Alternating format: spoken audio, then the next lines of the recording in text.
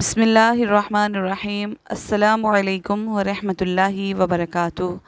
ناظرین، حضرت ابراہیم علیہ السلام کے بیٹے حضرت اسماعیل علیہ السلام کی اولاد توریت کے مطابق ان کے 12 فرزند تھے جو مستقل قبائل عرب کے سردار تھے، اور ایک بیٹی تھی جس کا بشیامہ نام بتایا ہے۔ ان 12 بیٹوں میں 2 بہت مشہور گزرے ہیں، بنایوت اور کیدار، اور ان کا ذکر توریت میں اکثر پایا جاتا ہے۔ بنایوت یا نابت اس کی اولاد اصحاب الحجر ہے، اور کیدار کی اولاد اصحاب الراس کے نام سے مشہور ہے۔ کیدار کی اولاد میں سے عدنان پیدا ہوئے۔ عدنان کے بیٹے ماد اور پوتے کا نام مزار تھا۔ نزار کے 4 بیٹے تھے، ایک کا نام مزر تھا۔ مزر کی نسل سے قریش بن مالک پیدا ہوئے، یہ سہر بن مالک بھی کہلائے۔ قریش کی اولاد بہت ہوئی، ان کی اولاد مختلف قبیلوں میں بٹ گئی۔ ان کی اولاد سے قصی نے اقتدار حاصل کیا۔ قصی کے آگے 3 بیٹے ہوئے، ان میں سے ایک عبد المناف تھے، جن کی اگلی نسل میں ہاشم پیدا ہوئے۔ ہاشم نے مدینہ کے ایک سردار کی بیٹی سے شادی کی، ان کے ہاں ایک بیٹا پیدا ہوا جس کا نام شیبہ رکھا گیا۔ یہ پیدا ہی ہوا تھا کہ ہاشم کا انتقال ہو گیا۔ ان کے بھائی مطلب مکہ کے حاکم تھے۔ ہاشر کا بیٹا مدینہ میں پرورش پاتا رہا۔ جب مطلب کو معلوم ہوا کہ وہ جوان ہو گیا ہے تو بھتیجے کو لینے کے لیے خود مدینہ گئے۔ اسے لے کر مکہ مکرمہ پہنچے تو لوگوں نے خیال کیا کہ یہ نوجوان ان کا غلام ہے۔ مطلب نے لوگوں کو بتایا کہ یہ ہاشم کا بیٹا اور میرا بھتیجا ہے۔ اس کے باوجود لوگوں نے اسے مطلب کا غلام ہی کہنا شروع کر دیا۔ اس طرح شیبہ کو عبد المطلب کہا جانے لگا۔ حضرت عبد المطلب کے ہاں ابو طالب، حمزہ، عباس، عبداللہ، ابو لہب، حارث، زبیر، زرار اور عبد الرحمن پیدا ہوئے۔ ان کے بیٹے حضرت عبداللہ سے ہمارے نبی حضرت محمد مصطفیٰ صلی اللہ علیہ وآلہ وسلم پیدا ہوئے۔ حضرت عبد المطلب کے تمام بیٹوں میں حضرت عبداللہ سب سے خوبصورت اور سب سے زیادہ پاک دامن تھے۔ حضرت عبد المطلب کو خواب میں زمزم کا کنواں کھودنے کا حکم دیا گیا، یعنی حضرت اسماعیل علیہ السلام کے کنویں کو۔ اس کنویں کو قبیلہ جرہم کے سردار نے بند کر دیا تھا۔ قبیلہ جرہم کے لوگ اس زمانے میں مکہ کے سردار اور بیت اللہ کے نگران تھے۔ انہوں نے بیت اللہ کی بے حرمتی شروع کر دی۔ ان کا سردار مزاز بن عمر تھا، وہ اچھا آدمی تھا۔ اس نے اپنے قبیلے کو سمجھایا کہ بیت اللہ کی بے حرمتی نہ کرو، مگر ان پہ اثر نہ ہوا۔ جب مزاز نے دیکھا کہ ان پر کوئی اثر نہیں ہوتا تو قوم کو ان کے حال پر چھوڑ کر وہاں سجانے کا فیصلہ کیا۔ اس نے تمام مال و دولت، تلواریں اور زریں وغیرہ خانہ کعبہ سے نکال کر زمزم کے کنویں میں ڈال دی اور مٹی سے اس کو بند کر دیا۔ کنواں اس سے پہلے ہی خشک ہو چکا تھا، اب اس کا نام و نشان مٹ گیا۔ مدتوں یہ کنواں بند پڑا رہا۔ اس کے بعد بنو خزاع نے بنی جرہم کو وہاں سے مار بھگایا۔ بنو خزاع اور قصی کی سرداری کا زمانہ اسی حالت میں گزرا، کنواں بند رہا، یہاں تک کہ قصی کے بعد حضرت عبد المطلب کا زمانہ آ گیا۔ انہوں نے خواب دیکھا، خواب میں انہیں زمزم کے کنویں کی جگہ دکھائی گئی اور اس کو کھودنے کا حکم دیا گیا۔ حضرت علی کرم اللہ وجہ الکریم سے روایت ہے کہ حضرت عبد المطلب نے بتایا کہ میں حجر اسود کے مقام پر سو رہا تھا کہ میرے پاس ایک آنے والے آیا اور اس نے مجھ سے کہا کہ طیبہ کو کھودو۔ میں نے پوچھا طیبہ کیا ہے، مگر وہ کچھ بتائے بغیر چلا گیا۔ دوسری رات پھر خواب میں وہی شخص آیا، کہنے لگا برہ کو کھودو۔ میں نے پوچھا برہ کیا ہے، وہ کچھ بتائے بغیر چلا گیا۔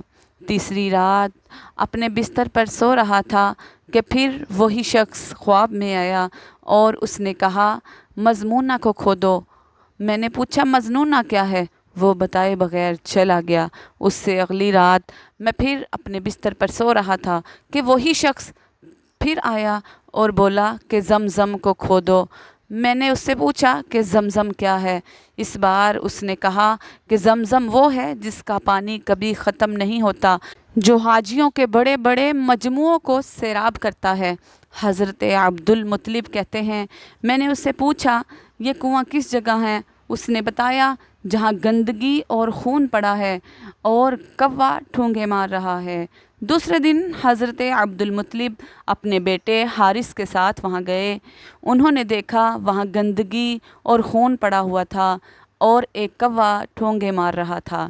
اس جگہ کے دونوں طرف بت موجود تھے اور یہ گندگی اور خون دراصل ان بتوں پر قربان کیے جانے والے جانوروں کا اکٹھا کیا ہوا تھا۔ پوری نشانی مل گئی تو حضرت عبد المطلب وہاں سے کھدائی کرنا شروع کر دی، لیکن اس وقت قریش وہاں آ پہنچے اور انہوں نے کہا اللہ کی قسم ہم تمہیں یہاں کھدائی نہیں کرنے دیں گے، تم ہمارے ان دونوں بتوں کے درمیان کنواں کھودنا چاہتے ہو جہاں ہم ان کے لیے قربانیاں کرتے ہیں۔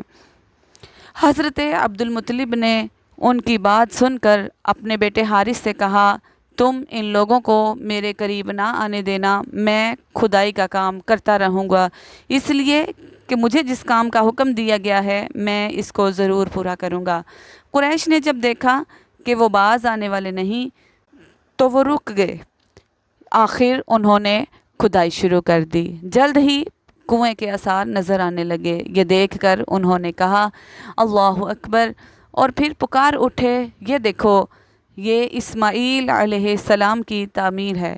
جب قریش نے یہ دیکھا کہ انہوں نے کنواں تلاش کر لیا تو ان کے پاس آ گئے اور کہنے لگے عبد المطلب اللہ کی قسم یہ ہمارے باپ اسماعیل علیہ السلام کا کنواں ہے، تو پھر اس پر ہمارا بھی حق ہے، اس لیے ہم تمہارے ساتھ اس میں شریک ہوں گے۔ یہ سن کر حضرت عبد المطلب نے کہا کہ میں تمہیں اس میں شریک نہیں کر سکتا، یہ مجھ اکیلے کا کام ہے۔ یہ سن کر قریش نے کہا کہ تب پھر ہم تمہارے ساتھ جھگڑا کریں گے۔ پھر حضرت عبد المطلب بولے کسی سے فیصلہ کروا لو۔ انہوں نے بنو سعد ابن حزیم کی کاہنہ سے فیصلہ کروانا منظور کیا۔ یہ کاہنہ ملک شام کی بالائی علاقے میں رہتی تھی۔ آخر حضرت عبد المطلب اور دوسرے قریش اس کی طرف روانہ ہوئے۔ حضرت عبد المطلب کے ساتھ عبد المناف کے لوگوں کی ایک جماعت تھی، جبکہ دیگر قبائل کے لوگوں کی ایک ایک جماعت بھی سائد تھی۔ اس زمانے میں ملک حجاز اور شام کے درمیان ایک بیابان میدان تھا، یہاں کہیں پانی نہیں تھا۔ اس میدان میں ان کا پانی ختم ہو گیا، سب لوگ پیاس سے بے حال ہو گئے، یہاں تک کہ انہیں اپنی موت کا یقین ہو گیا۔ انہوں نے قریش کے دوسرے لوگوں سے پانی مانگا، لیکن انہوں نے پانی دینے سے انکار کر دیا۔ اب انہوں نے ادھر ادھر پانی تلاش کرنے کا ارادہ کیا۔ حضرت عبد المطلب اٹھ کر اپنے سواری کے پاس آئے۔ جو ہی ان کی سواری اٹھی ان کے پاؤں کے نیچے سے پانی کا چشمہ ابھل اٹھا۔ انہوں نے پانی کو دیکھ کر اللہ اکبر کا نعرہ لگایا۔ پھر حضرت عبد المطلب جب سواری سے اتر آئے تو سب نے خوب سیر ہو کر پانی پیا اور اپنے مشکیزیں بھر لیے۔ اب انہوں نے قریش کی دوسری جماعت سے کہا آؤ تم بھی پیٹ بھر کر پانی پیو۔ اب وہ بھی آئے اور خوب پانی پیا۔ پانی پینے کے بعد وہ بولے اللہ کی قسم اے عبد المطلب یہ تو تمہارے حق میں فیصلہ ہو گیا، اب ہم زمزم کے بارے میں تم سے کبھی جھگڑا نہیں کریں گے۔ جس ذات نے تمہیں اس بیابان میں سیراب کر دیا وہی ذات تمہیں زمزم سے بھی سیراب کرے گی، اس لیے یہیں سے واپس چلو۔ اس طرح قریش نے جان لیا کہ اللہ تعالیٰ حضرت عبد المطلب پر مہربان ہے، لہٰذا ان سے جھگڑنا بے سود ہے اور کاہنہ کے پاس جانے کا کوئی فائدہ نہیں۔ چنانچہ سب لوگ واپس لوٹے۔ واپس آ کر حضرت عبد المطلب نے پھر کنویں کی کھدائی شروع کر دی۔ ابھی تھوڑی سی کھدائی کی ہوگی کہ مال و دولت، تلواریں اور زریں نکل آئیں۔ اس میں سے سونا اور چاندی وغیرہ بھی تھا۔ یہ مال و دولت دیکھ کر قریش کے لوگوں کو لالچ نے آ گھیرا۔ انہوں نے حضرت عبد المطلب سے کہا اے عبد المطلب اس میں ہمارا بھی حصہ ہے۔ ان کی بات سن کر عبد المطلب نے کہا کہ نہیں، اس میں تمہارا کوئی حصہ نہیں، تمہیں انصاف کا طریقہ استعمال کرنا چاہیے۔ انہوں نے کہا آؤ کانسوں کے تیروں سے کرہ ڈالیں۔ انہوں نے ایسا کرنا منظور کر لیا۔ 2 تیر کعبے کے نام سے رکھے گئے، 2 حضرت عبد المطلب کے نام اور 2 قریش کے باقی لوگوں کے نام کے۔ کانسا پھینکا گیا تو مال و دولت کعبہ کے نام نکلا، تلواریں اور زریں حضرت عبد المطلب کے نام، اور قریشیوں کے نام جو تیر تھے وہ کسی چیز پر بھی نہ نکلے۔ اس طرح فیصلہ ہو گیا۔ حضرت عبد المطلب نے کعبے کے دروازے کو سونے سے سجا دیا۔ زمزم کی کھدائی سے پہلے حضرت عبد المطلب نے دعا مانگی تھی کہ اے اللہ، اس کی کھدائی کو مجھ پر آسان کر دے، میں اپنا ایک بیٹا تیرے واسطے میں ذبح کروں گا۔ اب جب کہ کنواں نکل آیا تو انہیں خواب میں حکم دیا گیا اپنی منت پوری کرو، یعنی ایک بیٹے کو ذبح کرو۔ ناظرین، حضرت عبد المطلب کو یہ حکم اس وقت دیا گیا جب وہ اپنی منت بھول چکے تھے۔ اہل خواب میں ان سے کہا گیا منت پوری کرو۔ انہوں نے ایک مینڈھا ذبح کر کے غریبوں کو کھلا دیا۔ پھر خواب آیا اس سے بڑی پیش کرو۔ اس مرتبہ انہوں نے ایک بیل ذبح کر دیا۔ خواب میں پھر یہی کہا گیا اس سے بھی بڑی قربانی پیش کرو۔ اب انہوں نے اونٹ ذبح کر دیا۔ پھر خواب آیا اے عبد المطلب، اس سے بھی بڑی چیز پیش کرو۔ انہوں نے پوچھا اس سے بھی بڑی چیز کیا ہے؟ تب کہا گیا اے عبد المطلب، اپنے بیٹوں میں سے کسی کو ذبح کرو جیسا کہ تم نے منت مانگی تھی۔ اب انہیں اپنی منت یاد آئی، اپنے بیٹوں کو جمع کیا، ان سے منت کا ذکر کیا، سب کے سب جھک گئے۔ کون خود کو ذبح کروانا چاہتا ہے؟ آخر حضرت عبداللہ بولے ابا جان، آپ مجھے ذبح کر دیں۔ یہ سب سے چھوٹے تھے، سب سے خوبصورت تھے، سب سے زیادہ محبت بھی حضرت عبد المطلب کو انہی سے تھی، لہٰذا انہوں نے قرعہ اندازی کرنے کا ارادہ کیا۔ تمام بیٹوں کے نام لکھ کر قرعہ ڈالا گیا۔ حضرت عبداللہ کا نام نکلا۔ اب انہوں نے چھری لی اور حضرت عبداللہ کو بازو سے پکڑا اور انہیں ذبح کرنے کے لیے نیچے لٹا دیا۔ جو ہی باپ نے بیٹے کو لٹایا، حضرت عباس سے ضبط نہ رہا، فوراً ہی اپنے بھائی کو کھینچ لیا۔ حضرت عباس نے جب بھائی کو کھینچا تو اس وقت وہ خود بھی بہت چھوٹے تھے۔ باپ نے عبداللہ کو اپنی طرف کھینچا۔ اس کھینچا تینی میں حضرت عبداللہ کے چہرے پر خراشیں بھی آئیں۔ ان خراشوں کے نشانات مرتے دم تک باقی رہے۔ اسی دوران بنو مخزوم کے لوگ آ گئے۔ انہوں نے کہا آپ اس طرح بیٹے کو ذبح نہ کریں، اس کی ماں کی زندگی خراب ہو جائے گی۔ اپنے رب کو راضی کرنے کے لیے بیٹے کا فدیہ دے دیں۔ اب سوال یہ تھا کہ فدیہ کیا دیا جائے؟ اس کی ترکیب یہ بتائی گئی کہ کاغذ کے ایک ٹکڑے پر 10 اونٹ لکھے جائیں، دوسرے پر حضرت عبداللہ کا نام لکھا جائے۔ اگر 10 اونٹ والی پرچی نکلی تو 10 اونٹ قربان کر دیے جائیں، اور اگر حضرت عبداللہ کی پرچی نکلی تو 10 اونٹ کا اضافہ کر دیا جائے۔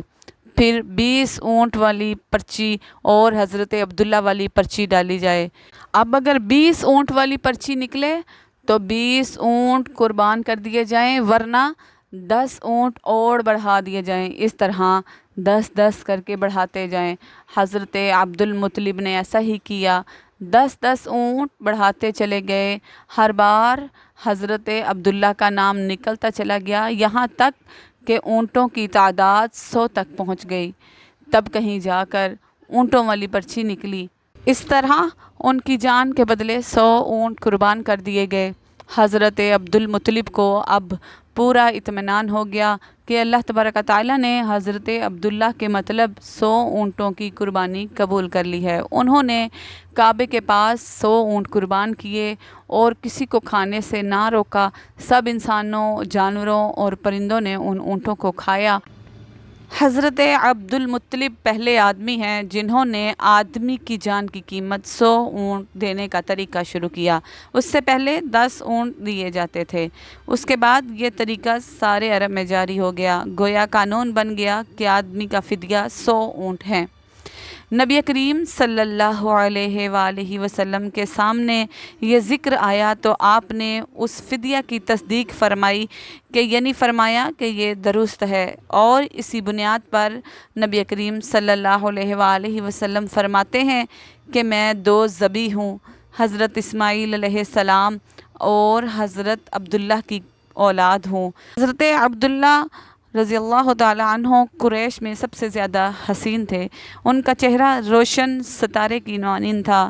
قریش کی بہت سی لڑکیاں ان سے شادی کرنا چاہتی تھیں، مگر حضرت عبداللہ رضی اللہ تعالیٰ عنہ کی شادی حضرت بی بی آمنہ رضی اللہ تعالیٰ عنہ سے ہوئی۔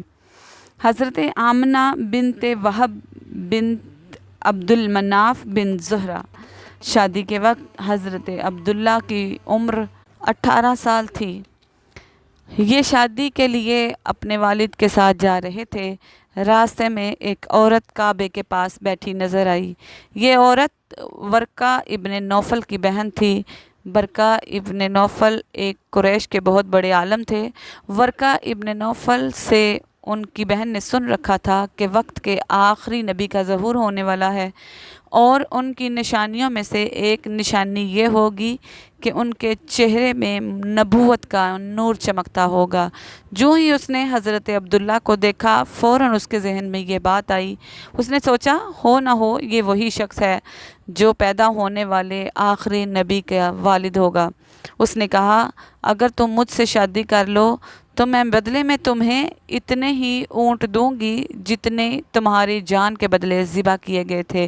اس پر انہوں نے جواب دیا میں اپنے باپ کے ساتھ ہوں، ان کی مرضی کے خلاف کچھ نہیں کر سکتا، نہ ان سے الگ ہو سکتا ہوں، اور میرے والد باعزت آدمی ہیں، اپنی قوم کے سردار ہیں۔ بہرحال ان کی شادی حضرت آمنہ رضی اللہ تعالی عنہا سے ہوئی۔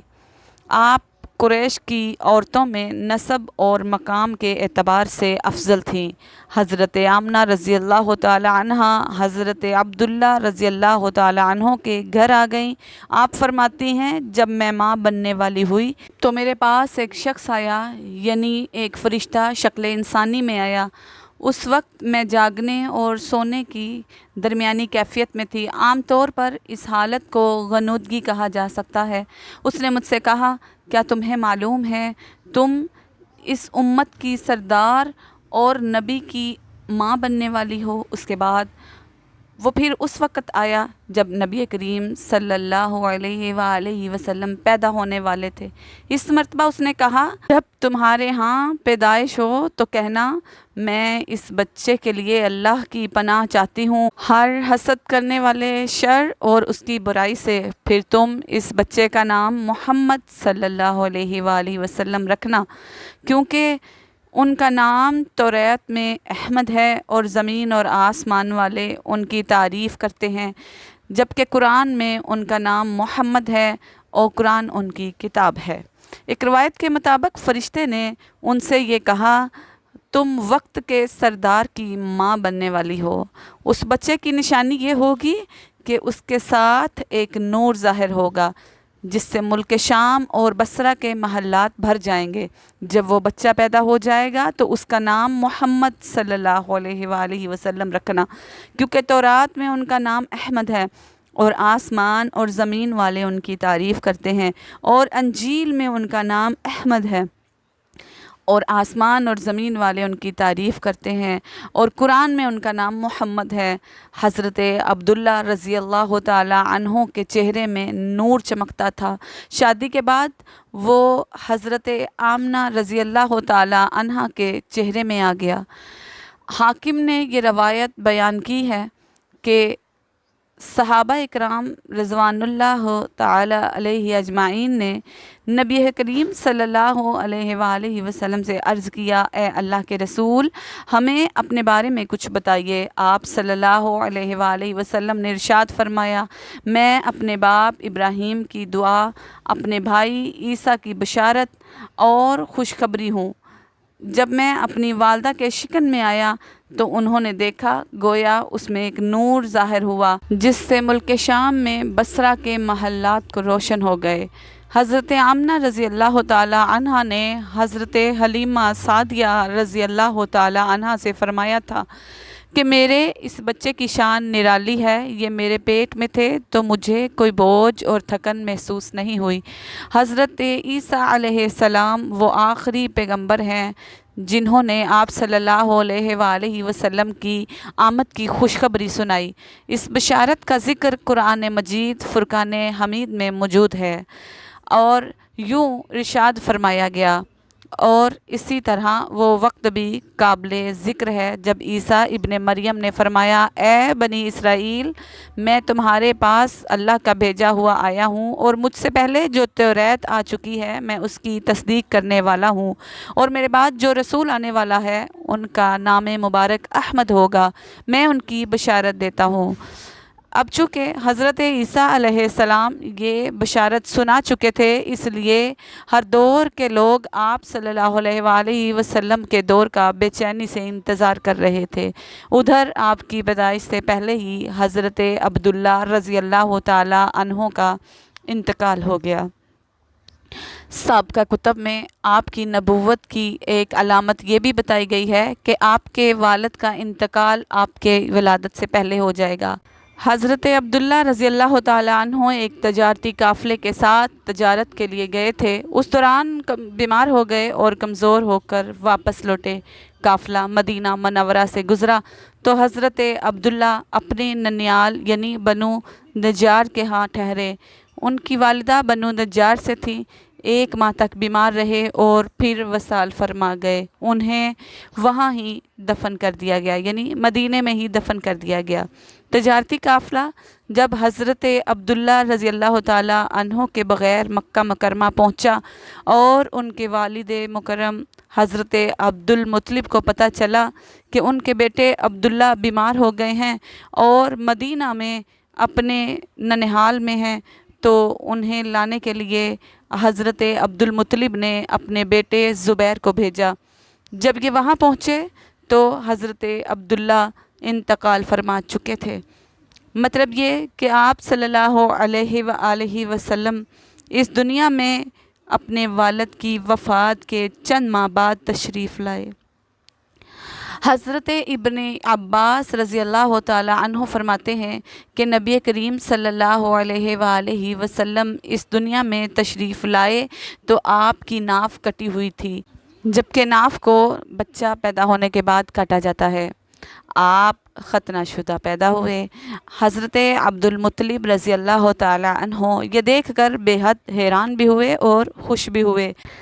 آپ کی پیدائش سے پہلے مکہ کے لوگ خشک سالی اور قحط کا شکار تھے، لیکن جو ہی آپ دنیا میں تشریف لائے بارشیں شروع ہو گئیں، خشک سالی ختم ہو گئی، درخت ہرے بھرے ہو گئے اور پھلوں سے لدے گئے، زمین پر سبزہ ہی سبزہ نظر آنے لگا۔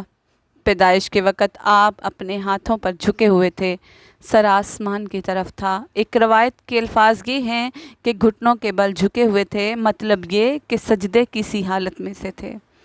آپ کی مٹھی بند تھی اور شہادت کی انگلی اٹھی ہوئی تھی، جیسا کہ ہم نماز میں گواہی دیتے ہیں، اشہد ان لا الہ الا اللہ۔ حضور نبی کریم صلی اللہ علیہ وآلہ وسلم فرماتے ہیں، جب میری والدہ نے مجھے جنم دیا تو ان سے ایک نور نکلا، اس نور سے شام کے محلات جگمگا اٹھے۔ آپ صلی اللہ علیہ وآلہ وسلم کی والدہ سیدہ آمینہ رضی اللہ تعالی عنہ فرماتی ہیں، محمد صلی اللہ علیہ وآلہ وسلم کی پیدائش کے وقت ظاہر ہونے والے نور کی روشنی سے مجھے بصرہ میں چلنے والے اونٹوں کی گردنیں تک نظر آنے لگیں۔ علامہ سحری رحمۃ اللہ علیہ نے لکھا ہے کہ جب آپ پیدا ہوئے تو آپ نے اللہ کی تعریف کی۔ ایک روایت میں یہ الفاظ آئے ہیں، اللہ اکبر کبیرہ والحمد للہ کثیرا وسبحان اللہ بکرۃ واصیلا۔ اللہ سب سے بڑا ہے، اللہ تعالیٰ کی بے حد تعریف ہے اور میں صبح و شام اللہ کی پاکی بیان کرتا ہوں۔ آپ کی ولادت کس دن ہوئی، اس بات پر سب کا اتفاق ہے کہ وہ پیر کا دن تھا۔ آپ صبح فجر طلوع ہونے کے وقت دنیا میں تشریف لائے۔ تاریخ پیدائش کے سلسلے میں بہت سے اقوال ہیں۔ ایک روایت کے مطابق 12 ربیع الاول کو پیدا ہوئے، ایک روایت کے مطابق 8 ربیع الاول اور ایک روایت کے مطابق 2 ربیع الاول کی ہے۔ اس سلسلے میں اور بھی بہت سی روایات ہیں۔ مطلب یہ کہ اس بات میں صحیح بات کسی کو معلوم نہیں، اس میں سب کا اتفاق ہے کہ مہینہ ربیع الاول کا تھا اور دن پیر کا۔ یہ بھی کہا جاتا ہے کہ آپ کو پیر کے دن ہی نبوت ملی، پیر کے دن ہی آپ نے مدینہ منورہ کی طرف ہجرت فرمائی اور پیر کے دن ہی آپ نے وصال فرمایا۔ آپ نبی کریم صلی اللہ علیہ وآلہ وسلم عام الفیل میں پیدا ہوئے، یعنی ہاتھیوں والے سال میں۔ اس سال کو عام الفیل یعنی ہاتھیوں والا سال اس لیے کہا جاتا ہے کہ ابرہہ نے ہاتھیوں کے ذریعے مکہ مکرمہ پر چڑھائی کی تھی۔ آپ صلی اللہ علیہ وآلہ وسلم کی پیدائش اس واقعہ کے کچھ ہی دن بعد ہوئی تھی۔ واقعہ کچھ اس طرح ہے کہ ابرہہ یمن کا عیسائی حاکم تھا۔ حج کے دنوں میں اس نے دیکھا کہ لوگ بیت اللہ کا حج کرنے جاتے ہیں۔ اس نے اپنے لوگوں سے پوچھا کہ یہ لوگ کہاں جاتے ہیں؟ اسے جواب دیا گیا کہ بیت اللہ کا حج کرنے مکہ جاتے ہیں۔ اس نے پوچھا بیت اللہ کس چیز کا بنا ہوا ہے؟ اسے بتایا گیا کہ پتھروں کا بنا ہوا ہے۔ اس نے پوچھا اس کا لباس کیا ہے؟ بتایا گیا ہمارے ہاں سے جو دھاری دھار کپڑا جاتا ہے اس سے اس کی پوشاک تیار ہوتی ہے۔ ابرہہ عیسائی تھا۔ ساری بات سن کر اس نے کہا مسیح کی قسم میں تم لوگوں کے لیے اس سے اچھا گھر تعمیر کروں گا۔ اس طرح اس نے سرخ، سفید اور زرد سیاہ پتھروں سے ایک گھر بنوایا، سونے اور چاندی سے اس کو سجایا، اس میں کئی دروازے رکھوائے، اس میں سونے کے پترے جڑوائے، اس کے درمیان جواہر لگوائے، اس مکان میں ایک بڑا یاقوت لگوایا، پردے لگوائے، وہاں خوشبوئیں سلگانے کا انتظام کیا۔ اس کی دیواروں پر اس قدر مشک ملا جاتا تھا کہ وہ سیاہ رنگ کی ہو گئیں، یہاں تک کہ جواہر بھی نظر نہیں آتے تھے۔ پھر لوگوں سے کہا اب تمہیں بیت اللہ کا حج کرنے کے لیے مکہ جانے کی ضرورت نہیں رہی، میں نے یہی تمہارے لیے بیت اللہ بنوا دیا ہے، لہٰذا اب تم اس کا طواف کرو۔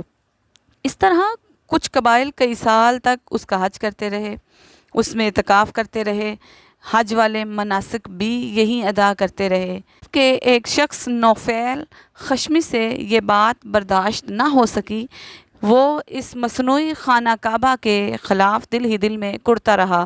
آخر اس نے دل میں ٹھان لی کہ وہ ابرہہ کی اس عمارت کو گندہ کر کے چھوڑے گا۔ پھر ایک رات اس نے چوری چھپے بہت سی گندگی اس میں ڈال دی۔ ابرہہ کو معلوم ہوا تو سخت غضبناک ہوا اور کہنے لگا کہ یہ کارروائی کسی عرب نے اپنے کعبہ کے لیے کی ہے، میں اسے ڈھا دوں گا، اس کا ایک ایک پتھر توڑ دوں گا۔ اس نے شام و حبشہ کو یہ تفصیلات لکھ دی، ان سے درخواست کی کہ وہ اپنے ہاتھی بھیج دیں۔ اس ہاتھی کا نام محمود تھا۔ یہ اس قدر بڑا تھا کہ اتنا بڑا ہاتھی روئے زمین پر دیکھنے میں نہیں آیا تھا۔ جب ہاتھی اس کے پاس پہنچ گیا تو وہ اپنی فوج لے کر نکلا اور مکہ کا رخ کیا۔ یہ لشکر جب مکہ کے قرب و جوار میں پہنچا تو ابرہہ نے فوج کو حکم دیا کہ ان لوگوں کے جانور لوٹ لیے جائیں۔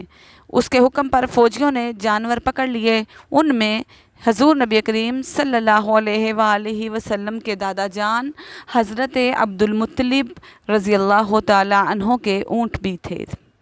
مفیل بھی اس لشکر میں ابرہہ کے ساتھ موجود تھا اور یہ حضرت عبد المطلب رضی اللہ تعالی عنہ کا دوست تھا۔ حضرت عبد المطلب اس سے ملے، اونٹوں کے سلسلے میں بات کی۔ مفیل نے ابرہہ سے کہا قریش کا سردار عبد المطلب تم سے ملنا چاہتا ہے۔ یہ شخص تمام عرب کا سردار ہے، شرف اور بزرگی اسے حاصل ہے، لوگوں میں اس کا بہت بڑا اثر ہے، لوگوں کو اچھے اچھے گھوڑے دیتا ہے، انہیں عطیات دیتا ہے، کھانا کھلاتا ہے۔ یہ گویا عبد المطلب رضی اللہ تعالی عنہ کا तारुफ था। अबरहा ने उन्हें मुलाकात के लिए बुला लिया। अबरहा ने उनसे पूछा, बताइए आप क्या चाहते हैं? उन्होंने कहा, मैं चाहता हूँ मेरे ऊँट मुझे वापस दे दिए जाए। उनकी बात सुनकर अबरहा बहुत हैरान हुआ। उसने कहा, मुझे तो बताया गया था कि आप अरब के सरदार हैं, बहुत इज़्ज़त और बुजुर्गी के मालिक हैं, लेकिन लगता है मुझसे गलत बयानी की गई है, क्योंकि मेरा ख्याल था आप मुझसे बैतुल्लाह के बारे में बात करेंगे, जिसको मैं गिराने आया हूँ और जिसके साथ आप सबके साथ इज़्ज़त वाबस्ता है। लेकिन आपने तो सिरे से उसकी बात ही नहीं की और अपने ऊँटों का रोना लेकर बैठ गए। ये क्या बात हुई? उसकी बात सुनकर हज़रत अब्दुल मुत्तलिब बोले, आप मेरे ऊँट मुझे वापस दें, बैतुल्लाह के साथ जो चाहें करें, इसलिए कि उस घर का एक परवरदिगार है और वो ख़ुद ही उसकी हिफाजत करेगा। मुझे उसके लिए फ़िक्रमंद होने की ज़रूरत नहीं है। उनकी बात सुनकर इब्राहिम ने हुक्म दिया, अब्दुल मुत्तलिब के ऊँट वापस दे दिए जाएं। जब उन्हें उनके ऊँट वापस मिल गए तो उन्होंने उनके सुमों पर चमड़े चढ़ा दिया, उन पर निशान लगा दिए, उन्हें कुर्बानी के लिए वक़्फ़ करके हरम में छोड़ दिया, ताकि फिर उन्हें कोई अगर पकड़ ले, हरम का परवरदिगार गज़बनाक हो। फिर हज़रत अब्दुल मुत्तलिब हिरा पहाड़ पर चढ़ गए। उनके साथ उनके कुछ दोस्त थे। उन्होंने अल्लाह से दरख्वास्त की, ए हमारे परवरदिगार, इंसान अपने सामान की हिफाजत करता है, तू अपने सामान की हिफाजत कर। इधर से अबरहा अपना लश्कर लेकर आगे बढ़ा। वो ख़ुद हाथी पर सवार लश्कर के दरमियान मौजूद था।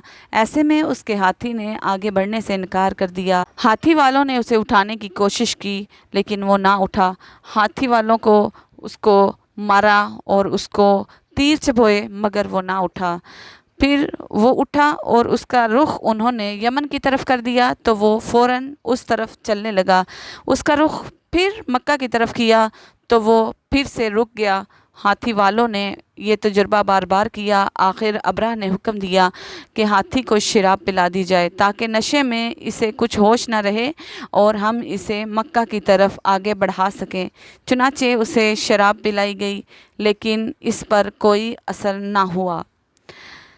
अबरहा के हाथी को उठाने की मुसलसल कोशिश जारी थी कि अचानक समंदर की तरफ से उनकी तरफ अल्लाह ताला ने अबाबिलों को भेज दिया। वो टिड्डियों के झुंड की तरह आईं और दूसरी तरफ हज़रत अब्दुल मुत्तलिब मक्का में दाखिल हुए, हरम में पहुँचे और काबा के दरवाज़े की जंजीर पकड़कर अबरहा और उसके लश्कर के ख़िलाफ़ फ़तह की दुआ मांगी। उनकी दुआ के अल्फाज ये थे, ए हमारे परवरदिगार, ये बंदा अपने काफ़िले और जमात की हिफाजत कर रहा है, तू अपने घर यानी बैतुल्लाह की हिफाजत फरमा। इब्राहिम का लश्कर फ़तह ना हासिल कर सके, उनकी ताकत तेरी ताकत के आगे कुछ भी नहीं। आज सलीब कामयाब ना हो। सलीब का लफ्ज़ इसलिए बोला कि अबरहा ईसाई था और सलीब को ईसाई अपने निशान के तौर पर साथ लेकर चलते हैं। अब उन्होंने अपनी कौम को साथ लिया और हिरा पहाड़ पर चढ़ गए, क्योंकि उनका ख्याल था कि वो अबरहा का मुकाबला नहीं कर सकेंगे। और फिर अल्लाह ताला ने परिंदों के झुंड भेज दिए। ये परिंदे चिड़िया से कदरे बड़े थे। उनमें से हर एक परिंदे की चोंच में पत्थर के 3-3 टुकड़े थे। ये पत्थर परिंदों ने अबरहा के लश्कर पर गिराने शुरू किए।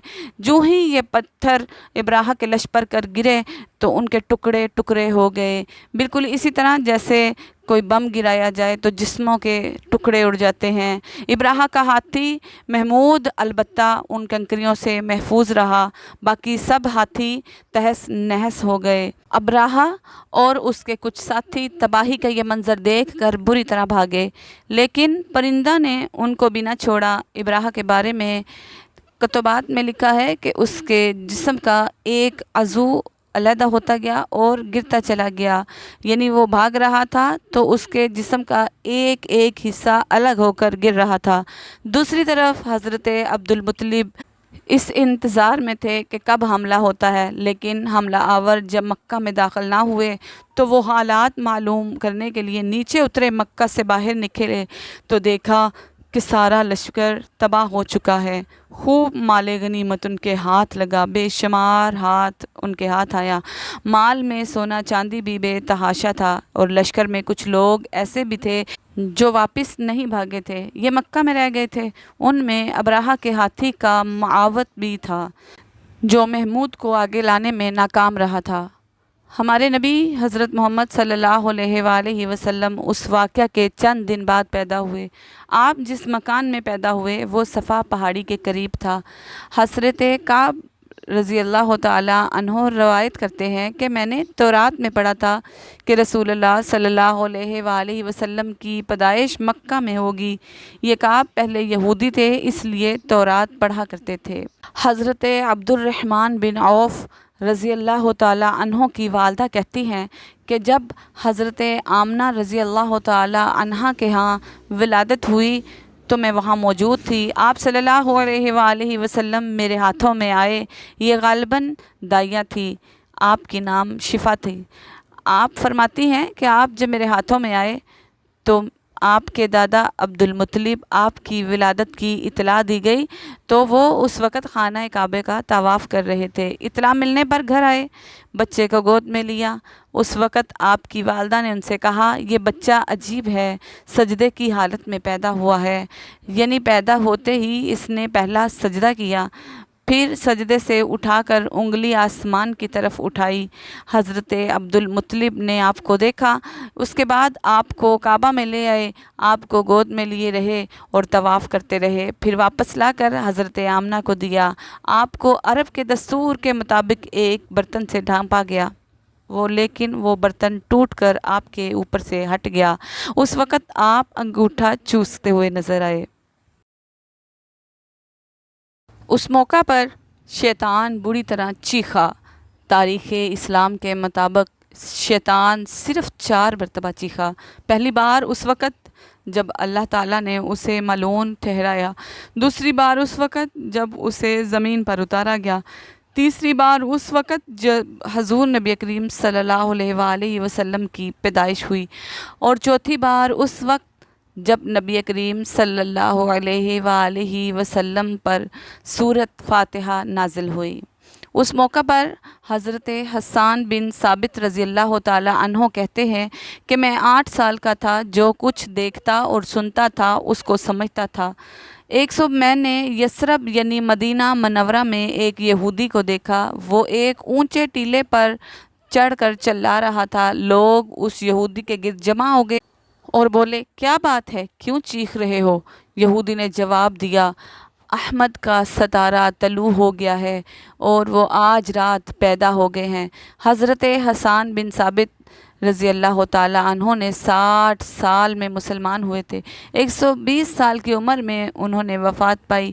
ایمان کی حالت میں 60 سال زندہ رہے، بہت اچھے شاعر تھے اور نبی کریم صلی اللہ علیہ وآلہ وسلم کی اپنے اشعار میں تعریف کیا کرتے تھے اور دشمنوں کی برائی اشعار میں کیا کرتے تھے۔ غزوہ کے موقع پر اشعار کے ذریعے مسلمانوں کو جوش دلاتے تھے۔ اسی بنیاد پر انہیں شاعر رسول کا خطاب ملا تھا۔ حضرت کعب احبار رضی اللہ تعالی عنہ فرماتے ہیں کہ میں نے تورات میں پڑھا کہ اللہ تعالیٰ نے حضرت موسیٰ علیہ السلام کو حضور نبی اکرم صلی اللہ علیہ وآلہ وسلم کی ولادت کے وقت کی خبر دے دی تھی، اور حضرت موسیٰ علیہ السلام نے اپنی قوم بنی اسرائیل کو اس کی اطلاع دے دی تھی۔ اس سلسلے میں انہوں نے فرمایا تھا کہ تمہارے نزدیک جو مشہور چمکدار ستارہ ہے، جب وہ حرکت میں آئے گا تو وہی وقت رسول اللہ صلی اللہ علیہ وآلہ وسلم کی ولادت کی پیدائش کا ہوگا۔ یہ خبر بنی اسرائیل کے علماء ایک دوسرے کو دیتے چلے آئے تھے۔ اس طرح بنی اسرائیل کو بھی حضور نبی کریم صلی اللہ علیہ وآلہ وسلم کی ولادت کا وقت یعنی اس کی علامت معلوم تھی۔ حضرت عائشہ صدیقہ رضی اللہ تعالی عنہا سے روایت ہے کہ ایک یہودی عالم مکہ میں رہتا تھا۔ جب وہ رات آئی جس رات حضور نبی کریم صلی اللہ علیہ وآلہ وسلم پیدا ہوئے، تو وہ قریش کی ایک مجلس میں بیٹھا تھا۔ اس نے کہا، کیا تمہارے ہاں آج کوئی بچہ پیدا ہوا ہے؟ لوگوں نے کہا، ہمیں تو معلوم نہیں۔ اس پر اس یہودی نے کہا، میں جو کچھ کہتا ہوں اسے اچھی طرح سن لو۔ آج اس امت کا آخری نبی پیدا ہو گیا، اور قریش کے لوگوں، میں تم میں سے، یعنی وہ قریشی ہے جس کے بارے میں بات کر رہا ہوں، اس کے کندھے کے پاس ایک علامت ہے، مہر نبوت۔ اس میں بہت زیادہ بال ہیں، گھنے بال ہیں، اور یہ نبوت کا نشان ہے، یعنی نبوت کی دلیل ہے۔ اس بچے کی ایک علامت یہ ہے کہ وہ 2 رات تک دودھ نہیں پیے گا۔ ان باتوں کا ذکر اس کی نبوت کی علامات کے طور پر پرانی کتب میں موجود ہے۔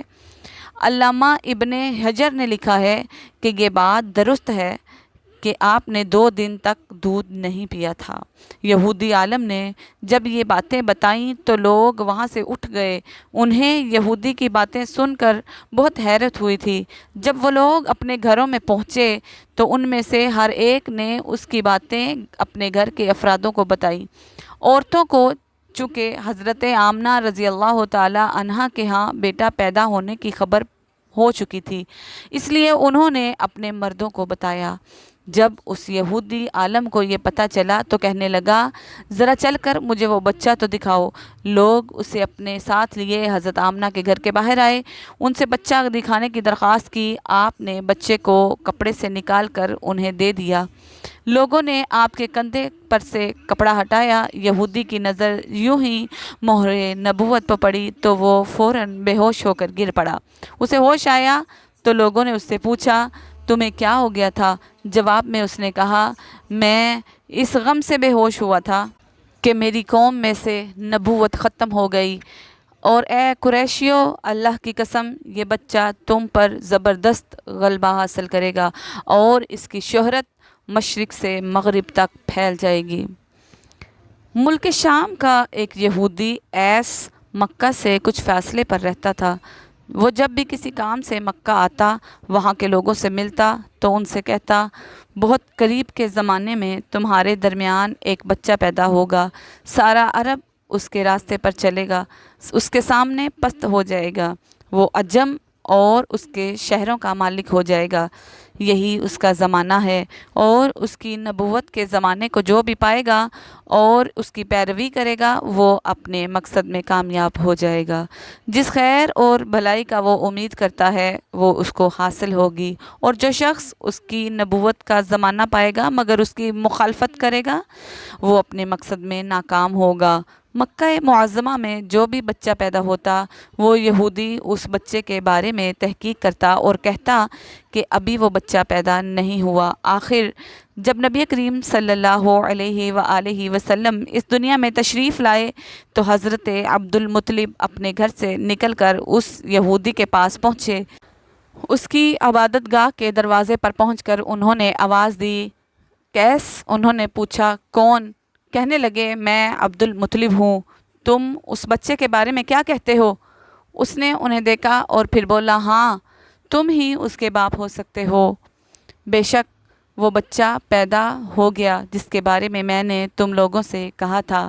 وہ ستارہ آج طلوع ہو گیا ہے، اور اس بچے کی پیدائش کی علامت ہے، اور یہ علامت ہے کہ اس وقت اس بچے کو درد ہو رہا ہے۔ یہ تکلیف اسے 3 دن تک رہے گی اور اس کے بعد یہ ٹھیک ہو جائے گا۔ راہب نے جو یہ کہا تھا کہ بچہ 3 دن تک تکلیف میں رہے گا، تو اس کی تفصیل یہ ہے کہ آپ صلی اللہ علیہ وآلہ وسلم نے 3 دن تک دودھ نہیں پیا تھا، اور یہودی نے جو یہ کہا تھا کہ ہاں آپ ہی اس کے باپ ہو سکتے ہیں، تو اس سے مراد یہ ہے کہ عربوں میں دادا کو بھی باپ کہہ دیا جاتا تھا، اور نبی کریم صلی اللہ علیہ وآلہ وسلم نے ایک بار خود فرمایا تھا، میں عبد المطلب کا بیٹا ہوں۔ یہودی نے حضرت عبد المطلب سے یہ بھی کہا تھا، اس بارے میں اپنی زبان بند رکھیں، یعنی کسی کو کچھ نہ بتائیں، ورنہ لوگ اس بچے سے زبردست حسد کریں گے، اتنا حسد کریں گے آج تک کسی نے نہیں کیا، اور اس کی اس قدر مخالفت ہوگی کہ دنیا میں کسی اور کی اتنی مخالفت نہیں ہوئی۔ پوتے کے متعلق یہ باتیں سن کر حضرت عبد المطلب نے ایس سے پوچھا، یہ بتاؤ کہ میرے پوتے کی عمر کتنی ہوگی؟ یہودی نے اس سوال کے جواب میں کہا، اس بچے کی عمر 70 سال تک نہیں ہوگی، بلکہ اس سے پہلے ہی 61 یا 63 سال کی عمر میں وصال ہو جائے گا، اور اس کی امت کی عمر بھی اتنی ہی ہوگی۔ اس کی پیدائش کے وقت دنیا کے بت ٹوٹ کر گر جائیں گے۔ یہ ساری علامات اس یہودی نے گزشتہ انبیاء کی پیشن گوئی سے معلوم کی تھیں، اور سب بالکل سچ ثابت ہوئیں۔